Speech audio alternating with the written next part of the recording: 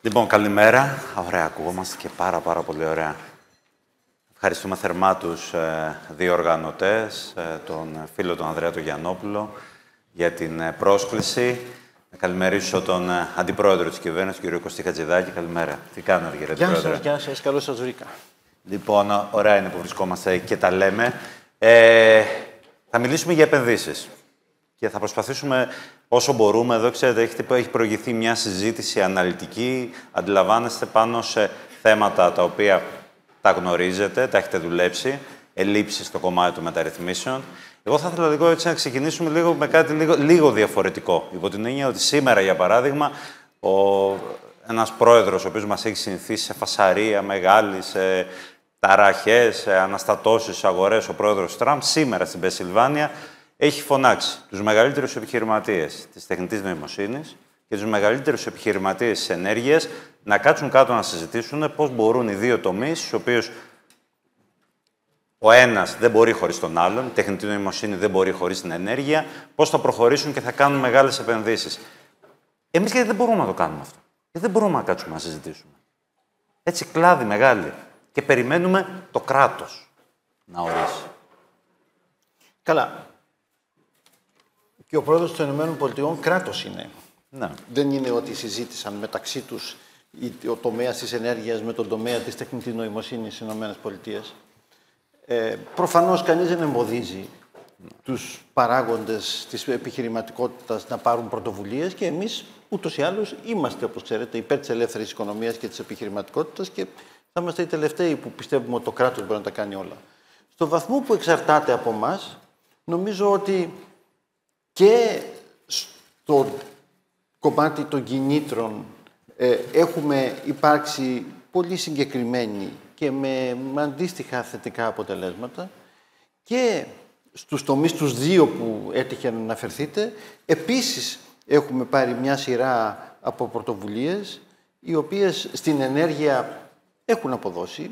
Θυμάμαι μόνο, αυτή την ώρα δεν θέλω να πω άλλα, τη διάσωση της ΔΕΗ και τη διάδοση των ανανεώσιμων πηγών ενέργειας. Είμαστε 7η σε όλο τον πλανήτη σε σχέση με τις ανανεώσιμες πηγές ενέργειας, λαμβάνοντας υπόψη το οικονομικό μέγεθος της χώρας, αλλά και στην τεχνητή νοημοσύνη. Μόλις το προηγούμενο Υπουργικό Συμβούλιο δόθηκε ιδιαίτερη έμφαση, υιοθετήθηκε στρατηγική και ο ίδιος ο Πρωθυπουργός είναι ο οποίος κατ' επανάληψη έχει εγείρει το θέμα. Κατά σύμπτωση, αυτή την εβδομάδα θα συμμετέχει σε μια δημόσια συζήτηση ακριβώς για αυτό το θέμα και εκείνο το οποίο θέλουμε να γίνει αυτή την τετραετία στην τεχνητή νοημοσύνη είναι, τηρουμένων των αναλογιών, αυτό που έγινε την προηγούμενη τετραετία σε σχέση με τον ψηφιακό μετασχηματισμό. Διότι προφανώς η τεχνητή νοημοσύνη δεν είναι κάτι που αφορά στο μέλλον, είναι εδώ και αλλάζει τη ζωή μας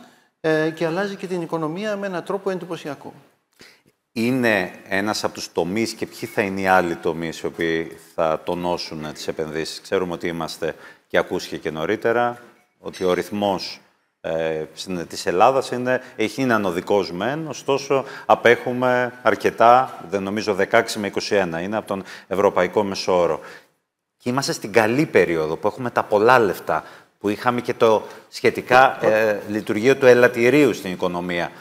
Πρώτα απ' όλα να συμφωνήσουμε σε κάτι, ότι μετά από πάρα πολύ καιρό στην Ελλάδα γίνεται μια πιο θετική συζήτηση για τις επενδύσεις. Γιατί ας είμαστε ειλικρινείς, για πολλές δεκαετίες το ένα μας ξύνιζε και το άλλο μας μύριζε σε σχέση με τις επενδύσεις και ήταν πάντοτε το Άγιο Δημόσιο το οποίο έπρεπε να κάνει τα πάντα. Αν μη τι άλλο, φύγαμε από αυτή την αντίληψη και θα το πω, σε πολύ μεγάλο βαθμό φύγαμε χάρη στην κυβέρνηση του Κυριάκου Μητσοτάκη, που αυτό το οποίο κάνει εδώ και 6 χρόνια είναι με ελληνικά δεδομένα μια επανάσταση κοινής λογικής. Έχει γίνει αντιληπτό ότι δεν μπορεί να υπάρξει ανάπτυξη χωρίς επενδύσεις, δεν μπορεί να υπάρξουν εργαζόμενοι χωρίς επιχειρηματίες, δεν γίνεται εάν συνεχίσουμε να κάνουμε κάτι διαφορετικό από αυτό που κάνουν οι προηγμένες ευρωπαϊκές χώρες, να έχουμε αποτελέσματα. Λοιπόν, έγινε κάτι αυτή την περίοδο σε σχέση με τις επενδύσεις? Όλοι λένε είμαστε τελευταίοι τον τελευταίο. Όχι όλοι, πολλοί, εν πάση περιπτώσει. Okay.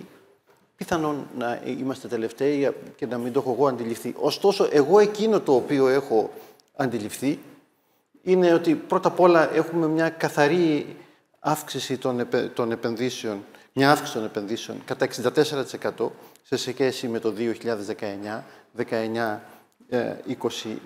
19-20-24. Έχουμε επίσης μια αύξηση των άμεσων ξένων επενδύσεων.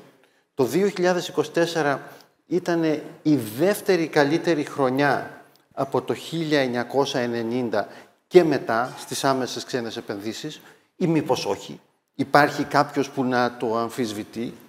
Και επίσης, σε μια χώρα με 10,5 εκατομμύρια πληθυσμού, είχαμε μέσα σε 6 χρόνια μια μείωση της ανεργίας κατά πάνω από μισό εκατομμύριο. Είναι λίγα? Εγώ πιστεύω ότι δεν είναι λίγα. Και δεν το πιστεύει και κανένας στο εξωτερικό. Δεν έχω δει εγώ κάποιον αναλυτή, υπουργό, επίσημο στο εξωτερικό, είτε κατηδίαν είτε δημοσία, να τοποθετείται με ένα αρνητικό πνεύμα για την Ελλάδα. Παντού η Ελλάδα αντιμετωπίζεται ως παράδειγμα επιτυχίας. Αλλά την ίδια στιγμή και έξω και εμείς εδώ πιστεύουμε ότι πρέπει η προσπάθεια να συνεχιστεί. Αλίμονο στο ποδήλατο που σταματάει να ποδηλατεί. Αντιλαμβάνομαι και καταλαβαίνω και όλοι κατανοούν την αλλαγή του περιβάλλοντος. Ωστόσο, θα έλεγα ότι σε μεγάλο βαθμό έτσι εντοπίζουμε το πρόβλημα στις επενδύσεις. Για ποιο λόγο? Γιατί οι επενδύσεις συνδέονται με την αύξηση της παραγωγικότητας. Η παραγωγικότητα συνδέεται με τη βελτίωση των εισοδημάτων. Η βελτίωση των εισοδημάτων δημιουργεί καλύτερη ζωή, δάνεια, στεγαστικά πλέον με κριτήρια και όχι με 7.000 ευρώ μέσο εισόδημα ή με 10.000 ευρώ που λέγει νωρίτερα ο κύριος Ράπανος. Άρα το γεγονός ότι πάμε καλά είναι καλό. Αλλά θα μπορούσαμε να πάμε καλύτερα. Και αυτό που ενδεχομένως προβληματίζει πολλούς, ότι τέλος του 2026 τελειώνει η εκταμιεύση του Ταμείου Ανάκαμψης. Και πολλοί θεωρούν ότι αυτός είναι ο βασικός λόγος. Τα λεφτά από τον ουρανό τα οποία μας βοήθησαν. Γιατί το Ταμείο Ανάκαμψης δεν ήταν προϋπολογισμένο. Να τα δούμε από την αρχή. Είχαμε όντως ενίσχυση από το Ταμείο Ανάκαμψης? Ναι. Είχαμε μια κυβέρνηση η οποία διαπραγματεύτηκε για το Ταμείο Ανάκαμψης? Ναι. Ποια κυβέρνηση ήταν αυτή? Της Νέας Δημοκρατίας. Τι πήρε αυτή η κυβέρνηση? Τη μεγαλύτερη κατακεφαλήν ενίσχυση από το Ταμείο Ανάκαμψης σε σχέση με οποιαδήποτε άλλη ευρωπαϊκή χώρα. Άρα και αυτό είχαμε το Ταμείο Ανάκαμψης και τελειώνει. Δεν το ακούω με τον τρόπο που ορισμένοι προσπαθούν να το αναλύσουν. Αλλά ας φύγουμε από το Ταμείο Ανάκαμψης. Είχαμε μείωση των φορολογικών συντελεστών για τις επιχειρήσεις, τα νομικά πρόσωπα. Από το 28% στο 22% είχαμε. Είχαμε μείωση του φόρου για τα μερίσματα από το 10% στο 5%, πράγμα για το οποίο και σήμερα δεχόμαστε κριτική. Είχαμε μείωση κατά 5,4 ποσοστιαίες μονάδες στις εισφορές της ασφάλισης. Βεβαίως είχαμε. Φτάσαμε στο μέσο όρο σε σχέση με τις εισφορές. Βεβαίως φτάσαμε, της Ευρωπαϊκής Ένωσης. Είχαμε απλούστευση του περιβάλλοντος του επιχειρηματικού με αλλεπάλληλες παρεμβάσεις διαφόρων υπουργείων όλα αυτά τα 6 χρόνια. Επίσης είχαμε. Είχαμε εργασιακή μεταρρύθμιση για την οποία τα άκουγα επί 6 μήνες τουλάχιστον ότι δήθεν κατεδαφίζουμε τις εργασιακές σχέσεις κτλ. Βεβαίως είχαμε. Τόλμησε καμιά άλλη κυβέρνηση να κάνει όλα αυτά τα οποία σας περιγράφω και άλλα τα οποία για λόγους συντομίας δεν τα λέω τα τελευταία χρόνια? Όχι. Έχουμε πράγματα τα οποία θα εξελιχθούν τους αμέσως επόμενους μήνες? Φυσικά. Και έχουμε πράγματα να κάνουμε σε πολλούς και διαφορετικούς τομείς. Διότι θέλουμε να έχουμε νίκες και ξέρουμε πολύ καλά ότι για να έχουμε νίκες πρέπει να δώσουμε μάχες. Όπως σε ποιους τομείς? Ακόμα και για πράγματα στα οποία θα υπάρχουν ενδεχομένως αντιδράσεις, όχι κατά ανάγκη από κοινωνικές ομάδες, αλλά ακόμα και από την ίδια τη γραφειοκρατία, αν θέλετε. Προφανώς μια πρώτη γεύση θα πάρετε με τις ανακοινώσεις του Πρωθυπουργού στη Διεθνή Έκθεση Θεσσαλονίκης. Εκεί, ναι, θα υπάρξουν, ανάλογα και με το διαθέσιμο οικονομικό χώρο φυσικά, περαιτέρω μειώσεις φόρων. Ποιες, δεν θα σας πω. Γιατί, για να είμαι και απολύτως ειλικρινής, ακόμα δεν τις έχουμε οριστικοποιήσει. Και επομένως όλα τα δημοσιεύματα δεν είναι ακριβή. Δεν μπορεί να είναι. Δεν μπορεί να ξέρει κάποιος από αυτούς που γράφουν περισσότερα πράγματα από αυτά που ξέρουμε εμείς. Έχετε πει κάποια πράγματα, έχετε προσδιορίσει. Λοιπόν, έτσι, ένα περίγραμμα έχετε δώσει. Καλά, εγώ σας είπα και ξέρω. Μας είπατε, μεσαία τάξη και μισθωτούς μας Ναι, είπατε. εντάξει, αυτά ναι.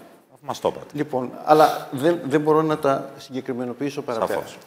Είναι μόνο αυτά? Όχι, φυσικά. Έχουμε πράγματα να κάνουμε, ξαναλέω, στους επόμενους μήνες. Παραδείγματος χάρη. Γίνεται αυτή την ώρα μια προεργασία στο Υπουργείο Εξωτερικών, που είναι υπεύθυνο για την οικονομική διπλωματία, για τη στρατηγική μας σε σχέση με τις εξαγωγές. Που δεν θα είναι μια στρατηγική, ένα πλαίσιο για να έχουμε να λέμε, γιατί αυτό προφανώς δεν πρόκειται να οδηγήσει πουθενά.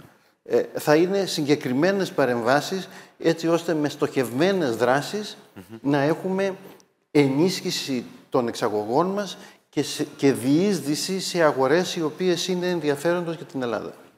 Έχουμε εκκρεμότητες οι οποίες θα κλείσουν, όπως ας πούμε το ειδικό χωροταξικό για τον τουρισμό και το ειδικό χωροταξικό σχέδιο για τη βιομηχανία. Θα υπάρξει προώθηση, επιτάχυνση της εκπόνησης των ειδικών και των τοπικών πολεοδομικών σχεδίων. Θα έχουμε άλλη παρέμβαση από το Υπουργείο Ανάπτυξης, αυτό για τα προηγούμενα ήταν του περιβάλλοντος, για την περαιτέρω μείωση της γραφειοκρατίας κατά 25% σε σχέση με την επιχειρηματική δράση. Επομένως, καταλαβαίνω το ενδιαφέρον των media για το ζήτημα των φόρων, αλλά την ίδια στιγμή, το επόμενο εξάμηνο από σήμερα που μιλάμε, θα τρέξουν μια σειρά από δράσεις, οι οποίες τι θα σηματοδοτήσουν? Τη στροφή μας από τα μάκρο στα μικρο.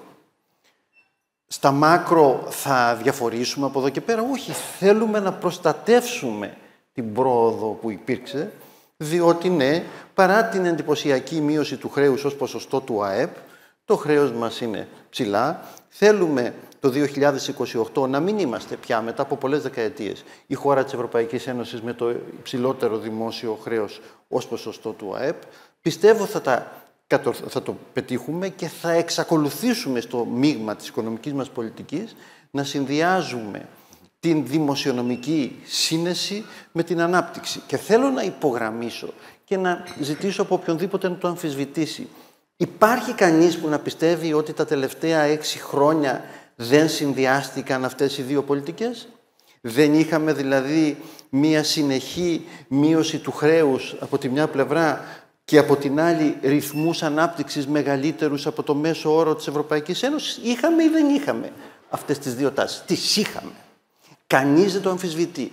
Απλώς θεωρώ ότι υπάρχουν κάποιοι οι οποίοι προφανώς δεν είναι καταδικασμένοι να βλέπουν τα πράγματα από την οπτική γωνία τη δική μου, αλλά θεωρώ ότι τα επιχειρήματα αυτά δεν εδράζονται σε γερές βάσεις, χωρίς να σημαίνει, ξαναλέω, ότι έχουν λυθεί τα θέματα της οικονομίας, ότι έχουν λυθεί τα θέματα των εργαζομένων, ότι δεν υπάρχουν πράγματα να γίνουν. Άλλωστε, μην ξεχνάμε και από πού ξεκινήσαμε. Καλά, και αυτό είναι σωστό. Προφανώς, σε καμία περίπτωση δεν μπορώ να θεωρήσω ότι πρέπει να αγνοήσει κανείς θέματα όπως είναι το διαθέσιμο εισόδημα, η ακρίβεια, ο στόχος, ο απολύτως θεμιτός στόχος του κάθε Έλληνα και της κάθε Ελληνίδας να ζήσει καλύτερα, μόνο που αυτό δεν μπορεί να γίνει με θαύματα ούτε με ευχολόγια. Υπάρχει ένα ζήτημα το οποίο έχει μείνει όμως ίδιο. Ενώ έχουμε φτιάξει σε αυτές τις δεκαετίες διάφορα fast track σχήματα για την ενίσχυση των επενδύσεων των μεγάλων, που είναι ύψους και πάνω, δεν έχουμε καταφέρει να φτιάξουμε από κάτω. Δηλαδή, έχουμε βρει έναν τρόπο κάπως να τους διευκολύνουμε και αυτό το έχουν κάνει διαδοχικές κυβερνήσεις και οι δικοί σας ενδεχομένως καλύτερα από τις άλλες. Δεν έχουμε βρει έναν τρόπο για τις μεσαίου μεγέθους επενδύσεις. Δηλαδή, έρχονται επενδύσεις και ελληνικές και ξένες, οι οποίες δεν έχουν μια αυτόματη διαδικασία. Μια διαδικασία να μην χρειαστεί να πάνε να χτυπήσουν μια πόρτα, να ψάξουν να βρουν τον δίκτυο ή να αποθαρρυνθούν και να το ματαιώσουν. Κοιτάξτε, ήδη σήμερα είχαμε κατά σύμπτωση μια Διυπουργική Επιτροπή για τις Στρατηγικές Επενδύσεις, η οποία ενέκρινε την ένταξη 4 διαφορετικών στρατηγικών επενδύσεων στο σχετικό νόμο ύψους 300 εκατομμυρίων. Πριν από μερικές εβδομάδες είχαμε αντίστοιχες εντάξεις και νομίζω ότι οι εντάξεις το τελευταίο χρόνο, ας πούμε, στο νόμο αυτό ξεπερνάει ξεπερνάνε το 1 δισεκατομμύριο. Αλλά δεν έχουμε μόνο αυτές τις παρεμβάσεις.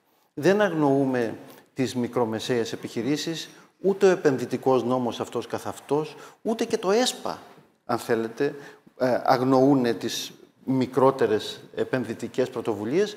Το ΕΣΠΑ άλλωστε εξορισμού. Αλλά σίγουρα, και το έχουμε πει, μας ενδιαφέρει ιδιαίτερα στο πλαίσιο μιας διαφορετικής ματιάς για το παραγωγικό μοντέλο, μας ενδιαφέρει να δούμε θετικά και στον βαθμό που κάποιος θέλει να ανταποκριθεί. Υποχρεωτικά δεν γίνονται αυτά. Το ζήτημα των συγχωνεύσεων, διότι με τις συγχωνεύσεις υπηρετείται ο στόχος της καλύτερης ανταγωνιστικότητας και παραγωγικότητας, όπως μας ενδιαφέρει πάρα πολύ το θέμα της καινοτομίας. Υιοθετήσαμε το περασμένο Δεκέμβριο ένα νόμο για την καινοτομία, ο οποίος είναι ο πιο προωθημένος, με συγκριτικά στοιχεία, σε ολόκληρη την Ευρωπαϊκή Ένωση. Ο πιο προωθημένος. Ακριβώς γιατί βλέπουμε ότι έχουμε μια κοινότητα startups και νέους επιστήμονες στον ψηφιακό τομέα, στον τομέα της τεχνητής νοημοσύνης, της βιοτεχνολογίας κτλ., οι οποίοι μπορεί να συμβάλλουν σημαντικά στο να φύγει με μεγάλη ταχύτητα η χώρα μπροστά. Επομένως, έχουμε εκεί υπεραποσβέσεις που φτάνουν μέχρι και 315%. Στηριχθήκαμε άλλωστε σε προτάσεις που ήρθαν από την επιχειρηματική κοινότητα και προχωρούμε μπροστά. Επομένως, εγώ νομίζω, αν θέλουμε να δώσουμε μια ακριβή εικόνα, είναι ότι ναι, τα τελευταία 6 χρόνια η Ελλάδα ξεκόλλησε από τη λάσπη, προχωρεί μπροστά σε όλα τα επίπεδα με αρκετά μεγάλες ταχύτητες, αλλά ναι, είμαστε μια χώρα που είχε και πριν από την κρίση σημαντικά προβλήματα. Τα προβλήματα αυτά σε διάφορους τομείς εντάθηκαν μετά την κρίση και η προσπάθεια αυτή, χωρίς αυταρέσκεια και αλαζονία, πρέπει να συνεχιστεί χωρίς καμία απολύτως αμφιβολία. Αλλά να συνεχιστεί προς μια κατεύθυνση η οποία θα παραμένει στη σφαίρα της κοινής λογικής και στη σφαίρα των πετυχημένων διεθνών πρακτικών. Τα λεφτόδεντρα είναι κατάρα για το έθνος. Μια τελευταία ερώτηση από το ευρύτερο περιβάλλον, γιατί βλέπουμε ισχυρό ευρώ, 15% άνοδο στους τελευταίους μήνες, άρα δυσκολία στις εξαγωγές προς δολαριακούς προορισμούς, υψηλό ενεργειακό κόστος, φωνάζει η βιομηχανία και η αλήθεια είναι χάνει σε ανταγωνιστικότητα η βιομηχανία και υπερβολικά νέα τέλη τα οποία έρχονται από την Ευρώπη, τα οποία ήταν προαποφασισμένα αλλά για άλλες εποχές. Και τώρα είμαστε σε ένα περιβάλλον ενδεχομένως και εμπορικού πολέμου. Τι κάνουμε, πώς το διαχειριζόμαστε? Κοιτάξτε, είναι αδύνατον κανείς και μεγάλες χώρες, όχι μόνο του μεγέθους της Ελλάδας, να αποδράσουν από το διεθνή περίγυρο. Είμαστε σε μια περίοδο διεθνών αναταράξεων και ανασφάλειας, προφανώς είμαστε. Πρέπει να είμαστε όσο το δυνατόν προστατευμένοι σε αυτό το περιβάλλον, ναι. Γι' αυτό και εδώ υπάρχει η προστιθέμενη αξία της λογικής και όχι των εύκολων διακηρύξεων και των μαγικών συνταγών. Και αυτό είναι που προσπαθούμε να κάνουμε. Ποιο είναι το θεμέλιο και θα έπρεπε να είναι το θεμέλιο αυτής της προσπάθειας? Από τη μια πλευρά η δημοσιονομική ισορροπία. Αλλήμονο όσοι το θεωρούν κάτι δευτερεύον, αδιάφορο ή περιττό. Σημαντικό, να το συζητάμε. Είναι τα θεμέλια του σπιτιού μας. Το να μην ξεφύγουμε και να ξαναγυρίσουμε εκεί που ήμασταν. Και από την άλλη πλευρά είναι η ανταγωνιστικότητα και η παραγωγικότητα σε αυτούς τους τομείς. Και γι' αυτό έχει σημασία να μην βλέπουμε μόνο τη διανομή, δεν το υποτιμώ. Βεβαίως πρέπει να έχουμε δίκαια διανομή του πλούτου. Διότι χωρίς κοινωνική συνοχή δεν μπορείς να προχωρήσεις και πολιτικά. Αλλά πρέπει να βλέπεις πάντοτε την παραγωγή.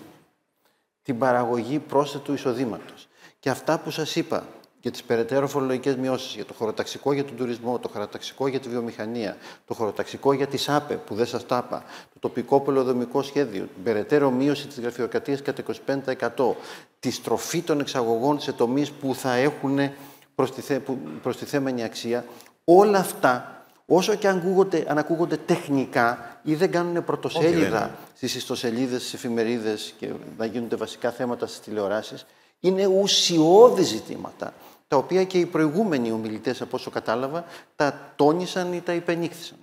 Και επομένως είμαστε αποφασισμένοι να πάμε προς τα εκεί, γιατί δεν θέλουμε να σπαταλήσουμε τη δουλειά που κάναμε. τα τελευταία 6 χρόνια και κυρίως είναι το πατριωτικό μας καθήκον να προχωρήσουμε μπροστά με αλήθεια και αποτελεσματικότητα. Και σας είπα, ξέρουμε ότι σε πολλές περιπτώσεις όταν υιοθετεί κανείς διαρθρωτικές αλλαγές, υπάρχει ο κίνδυνος να πληρώσει πολιτικό κόστος. Τι νομίζετε, ότι όταν ας πούμε υιοθετούσα την εργασιακή μεταρρύθμιση δεν πίστευα ότι θα άκουγα αυτά που άκουσα στη Βουλή, ας πούμε? Τα έκανα όμως διότι θεωρούσα ότι πατριωτικά και συνειδησιακά δεν είχα άλλη επιλογή. Και αυτό που λέω και στους νεότερους συναδέλφους πάντοτε είναι ότι η καλύτερη συνταγή και για τις εκλογές ακόμα είναι να μην κοιτάς τις εκλογές, τις επόμενες εκλογές, αλλά να κάνεις τη δουλειά σου. Στο τέλος, όταν θα βγάλεις το προεκλογικό σου έντυπο και θα πεις ψηφίστε με για 5 λόγους, πρέπει οι 5 λόγοι να είναι πραγματικοί. Πρέπει να μπορείς να αποδεικνύεις ότι πήρες τα πράγματα από ένα επίπεδο και ανέβηκες, τα πήγες παραπάνω.